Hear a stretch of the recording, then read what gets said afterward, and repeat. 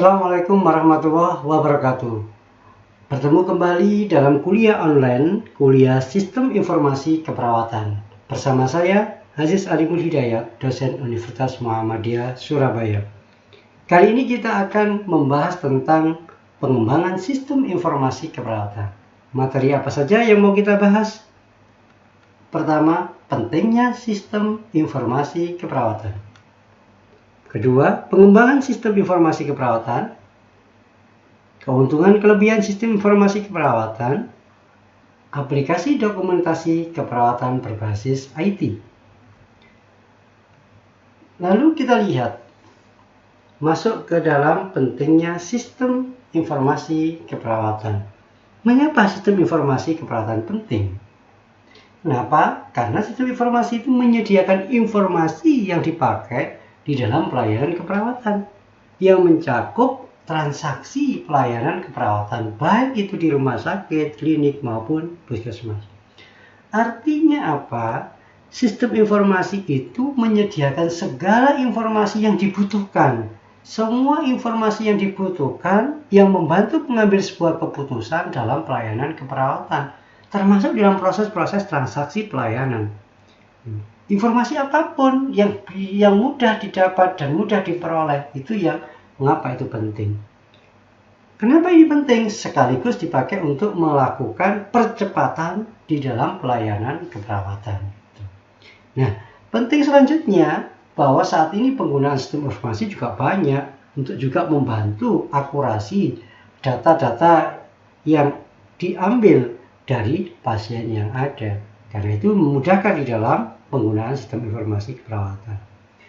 Selain itu, bahwa sistem informasi ini juga digunakan untuk para manajer keperawatan atau perawat dalam mengambil keputusan khususnya menyangkut masalah pelayanan keperawatan.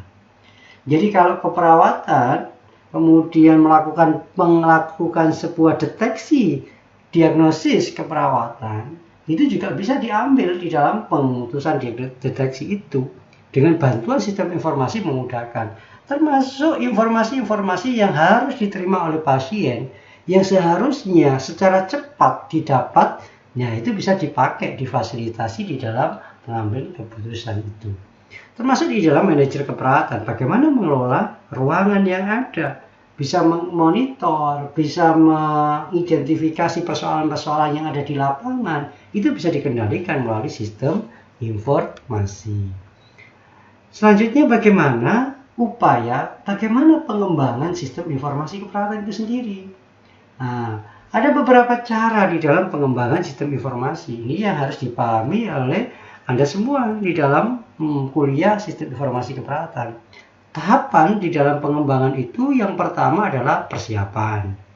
Apa saja? Lihat rumah sakit, pelayanan keperawatan ini sebagai suatu sistem, jadi dipahami. Jadi jangan sampai kita memahami rumah sakit atau pelayanan keperawatan itu tidak sebagai sistem. Ya, kalau tidak sebagai sistem ya sulit nanti kita akan mengembangkan sistem informasi. Jadi kenali sistem lingkungan yang ada, bagaimana kondisi real di lapangan itu. Kemudian identifikasi subsistem yang ada di rumah sakit, komponen apa saja yang ada di unit-unit rumah sakit. Dengan melihat area-area bisnis pelayanan keperawatan atau bagian-bagian dari layanan keperawatan, ini dilihat. Subsistem apa saja yang ada di rumah sakit, unit-unit apa saja layanan yang di rumah sakit. Nah, setelah Anda mengenal, menyiapkan, ada lingkungan yang ada, kondisi kebutuhan yang di lapangan apa, nah, kemudian baru tahap selanjutnya adalah definisikan. Apa saja, melanjutkan dari sistem ke tingkat subsistem. Akhirnya Anda mengidentifikasi lebih dalam lagi. Nah, kemudian analisis bagian dari sistem dalam suatu urutan tertentu dianalisis. Kira-kira bagaimana ini? Nah, ini harus diterjemahkan di dalam proses di dalam pengembangan sistem informasi. Kemudian tahap selanjutnya adalah upaya solusi. Bagaimana solusinya? Identifikasi solusi-solusi alternatif. Bagaimana untuk mengatasi masalah itu? Kemudian evaluasi solusi alternatifnya. Kemudian memilih solusi yang terbaik. Kira-kira solusinya yang terbaik bagaimana di dalam memecahkan sistem informasi. Kemudian baru melakukan implementasi dari solusi. Tindak lanjuti, pastikan bahwa solusi itu efektif. Nah, itu bagian dari cara pengembangan. Jadi cara pengembangan di dalam sistem informasi itu ada 3.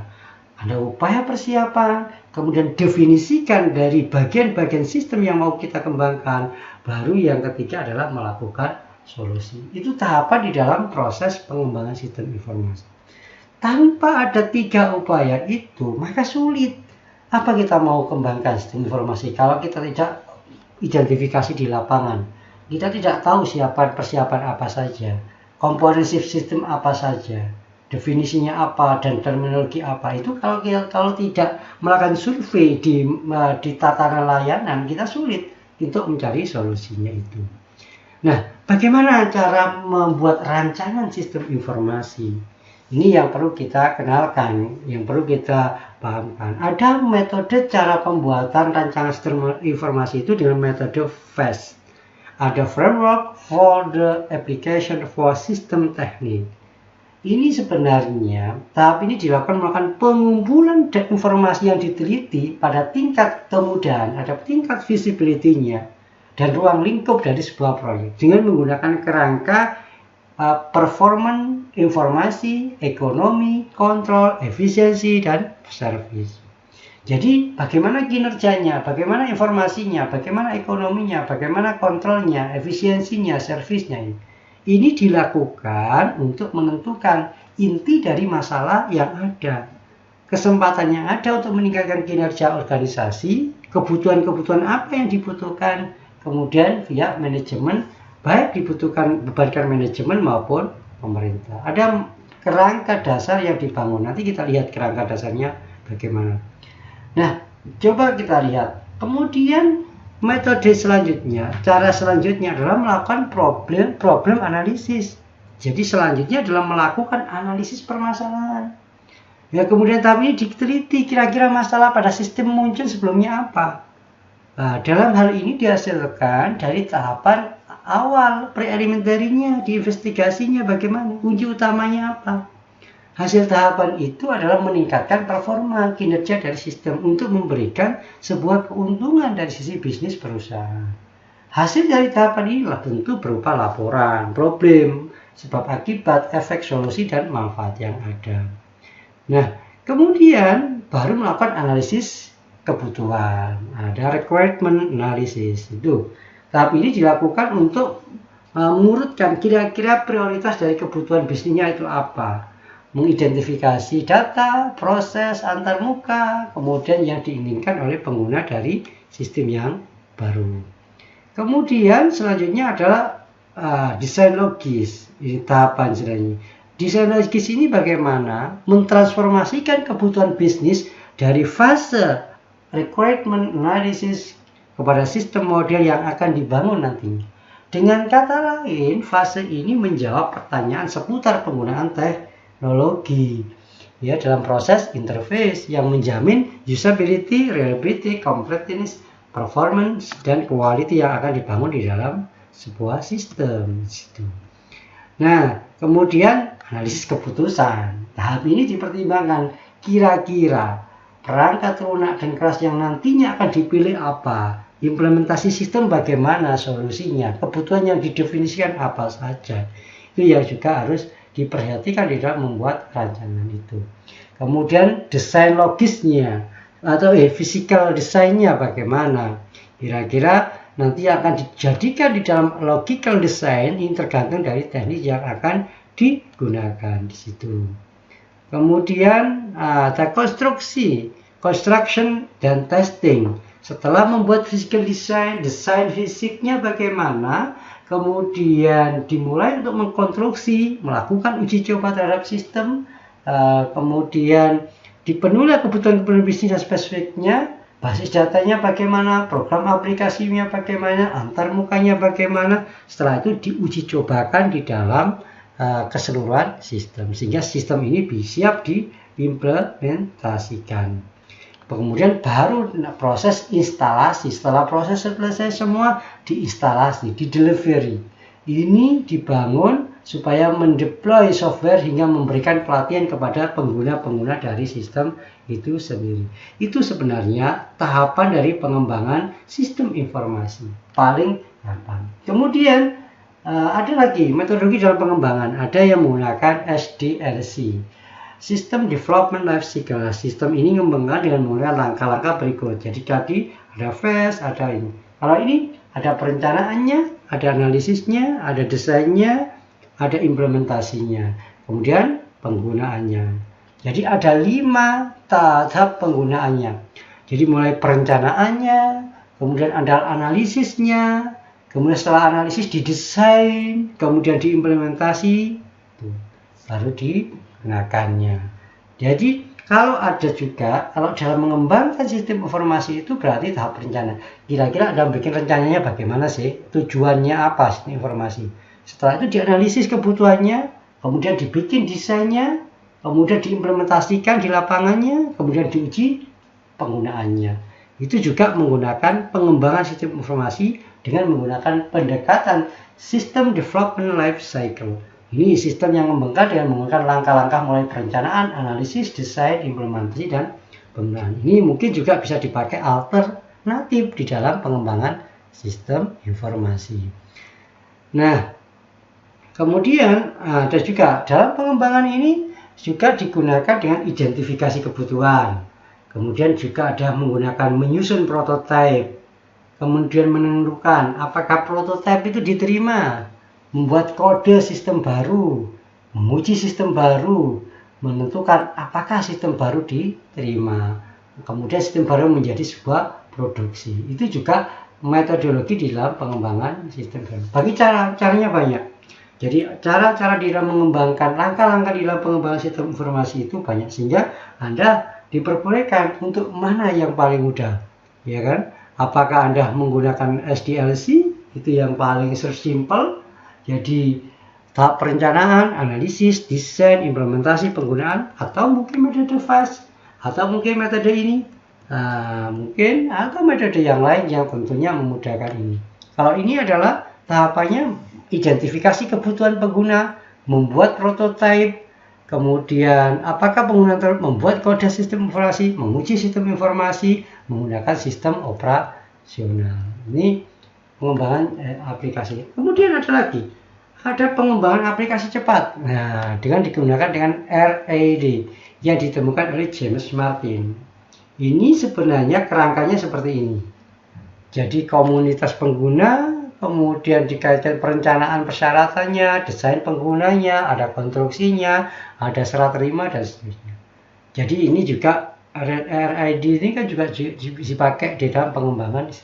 Ini semuanya adalah tahapan-tahapan pengembangan sistem informasi. Artinya langkah-langkah di dalam pengembangan informasi. Kemudian ini unsur-unsur penting dalam RAD ini. Manajemen sebagai penguji eksperimen sistem, ada orangnya, ada metodologinya, ada alatnya. Ini juga penting sekali di dalam pengembangan sistem informasi. Selanjutnya kita lihat kekurangan dan kelebihan dari sistem informasi keperawatan. Kira-kira apa sih kalau kita nanti menggunakan sistem informasi keperawatan di dalam pelayanan? Kelebihannya, efisiensinya pasti akan lebih efisien dalam operasi. Memperkenalkan inovasi dalam pelayanan keperawatan, kemudian membangun sumber-sumber informasi yang strategis, ya. Kemudian kekurangannya apa? Pengurangan tenaga kerja perawat karena digantikan oleh teknologi. Artinya kebutuhan tenaga perawat itu akan tidak selalu banyak, tapi tetap membutuhkan tenaga perawat itu karena bisa digunakan teknologi jika teknologi itu bisa mengganti posisi sebagai tenaga perawat, khususnya dalam hal-hal yang teknis.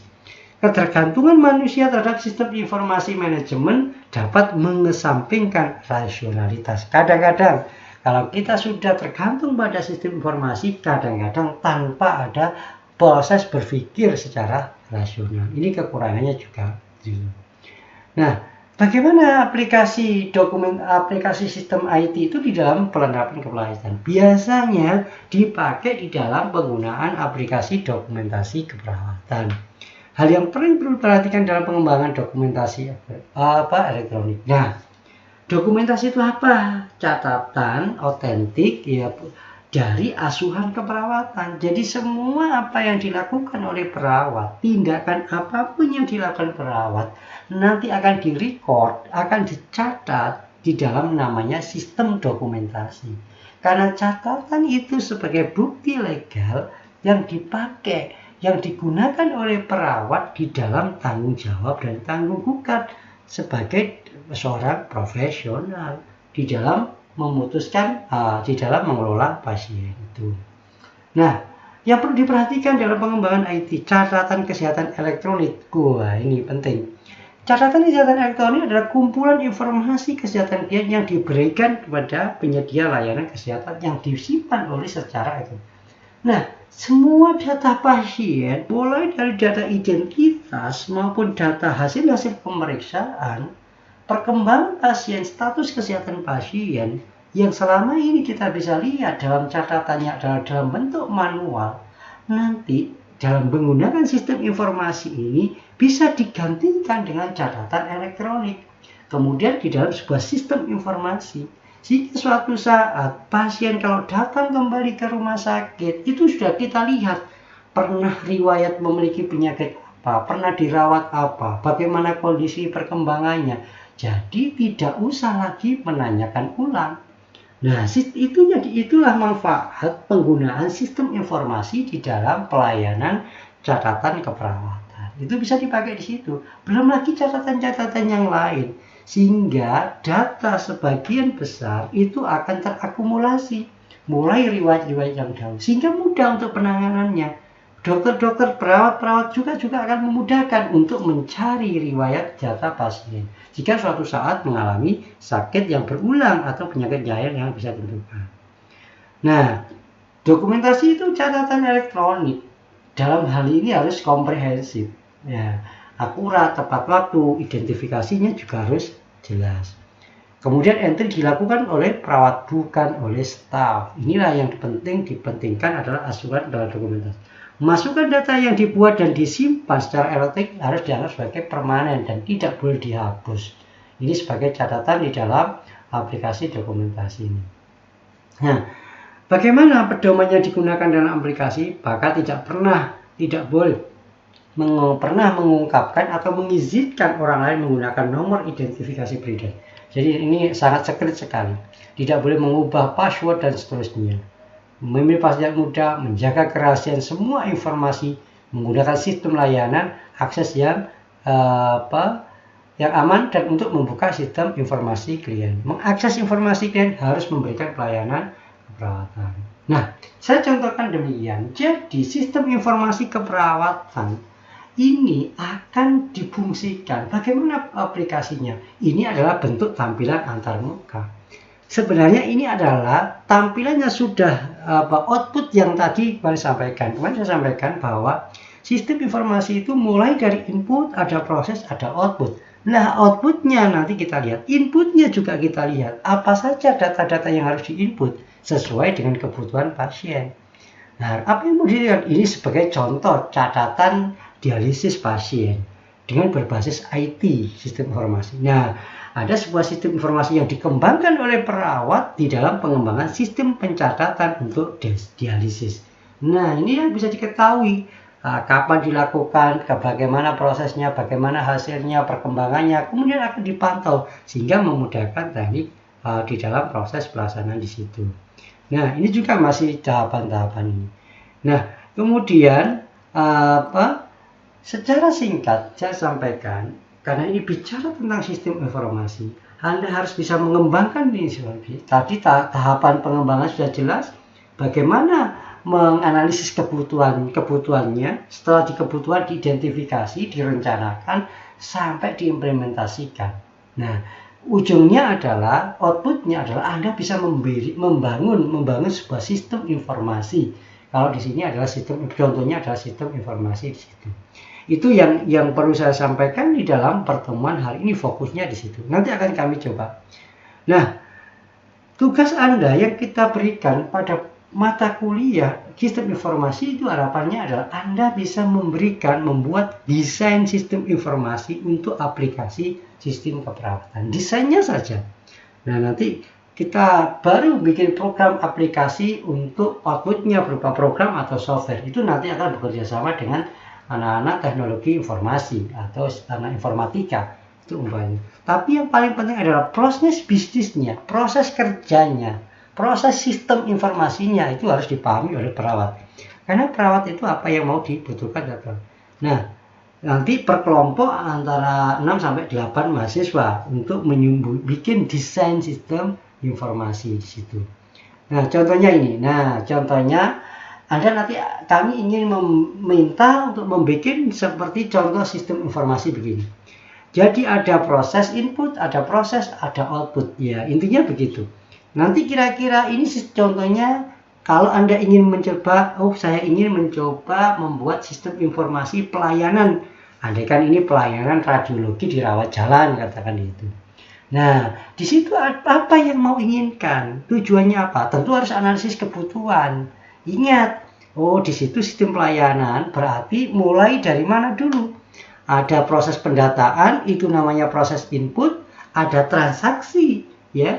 Ada pendataan di sini, itu namanya input, data-data diinput di sini, semua didata. Kemudian ada proses transaksi, ada namanya proses. Setelah itu muncul di barang output, outputnya itu berupa laporan.